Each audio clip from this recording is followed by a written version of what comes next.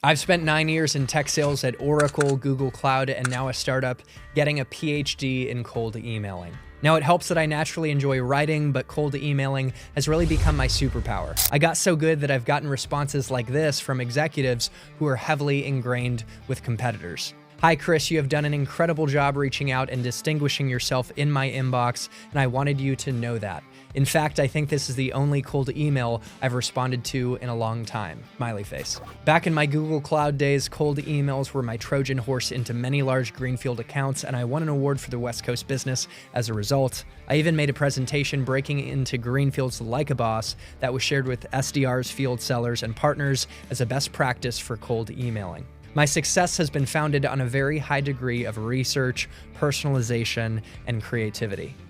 Little did I expect that a few weeks ago, this cold email king would find himself using cold email to shoot his shot and try to land his future queen. I'll walk you through the cold email I sent, the response, and I hope this inspires you to approach crafting cold emails with a high level of passion, personalization, and creativity yourself that will get anyone to respond in any context, whether that be your largest prospective whale account or the potential love of your life. Make sure to like this video if you find it entertaining or useful, and share it with others who could benefit from the message. And subscribe to my Sell More, Live More newsletter linked in the description of this video. You'll get access to free assets like a cold call flow template, an interview checklist, and a 90-day SDR Success Plan. You'll also be able to stay up to date for my Tech Sales Accelerator course, which will share everything you need to know to take your cold emailing to the next level. All right, so let's dig into the backstory of how I ended up cold emailing a model. So I was on a dating app, Raya, and I saw Alana, and she was very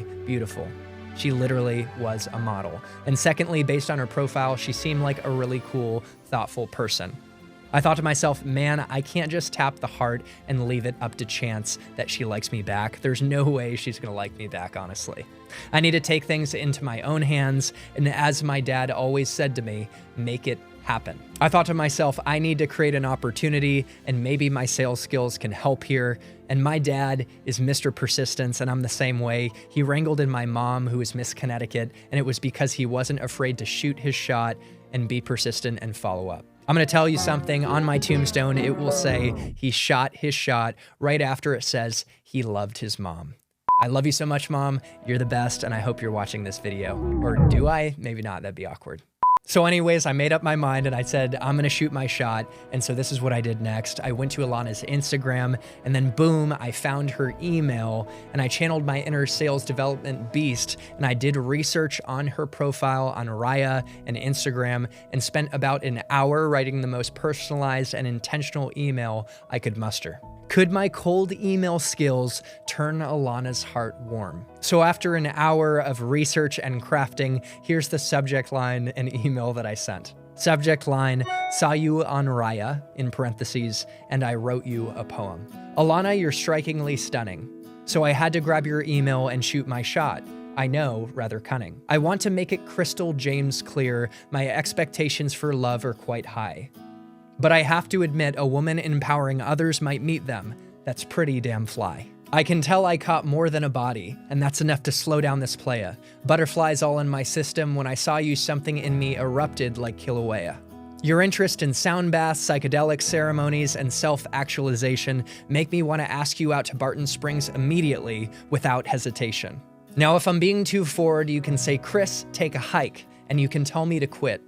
But I hope that's not the case, and you enjoyed this poem as much as I enjoyed writing it. Even then, the sales guy in me doesn't give up easily, and I'd ask you to come on the hike too. Alas, we've reached the end of this poem, and I'm looking forward to hearing from you. Best, Chris. And then, guess what? I got a response from Alana, and this is what she said. Hi, Chris. Wow, this was definitely a first. I admire and appreciate the intention and creativity. I know it can be difficult to put yourself out there, but unfortunately, I'm not interested. Wishing you well, Alana. Damn. Then I followed up with this response. Alana, thanks for the acknowledgement, and of course, I couldn't not do it.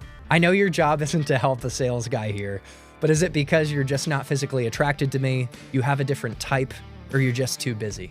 Either way, I won't take it personally, but I'm just curious if there's anything within my control or that could change that might give me a shot to even take you to coffee and get to know you in the future. I feel like Jim Carrey from Dumb and Dumber right now. And I put a link to a clip on YouTube from the movie Dumb and Dumber where Jim Carrey's character tries to ask the girl out that he's really into, and he asks her, what are the chances of a woman like you being with a guy like me? And she says 1 in a million, and his response is, so you're saying there's a chance?